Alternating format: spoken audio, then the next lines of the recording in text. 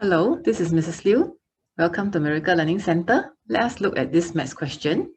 So they want us to list down all the integers that satisfy minus 2 to 2.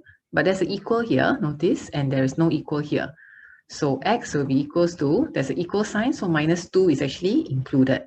Minus 2, then we have minus 1, 0, and we have 1. 2 is not included.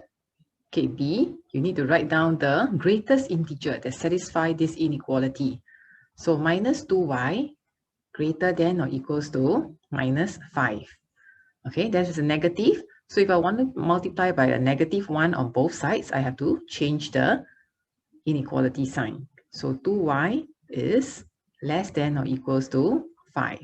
So y is less than or equals to 5 over 2, which is the same as 2.5. So you want the greatest integer less than 2.5. So the greatest integer will be y equals to 2. So that is the answer. Y is equals to 2.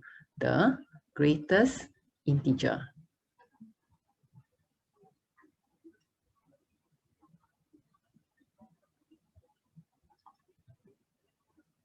Okay, thank you for joining me. Remember, you are a miracle.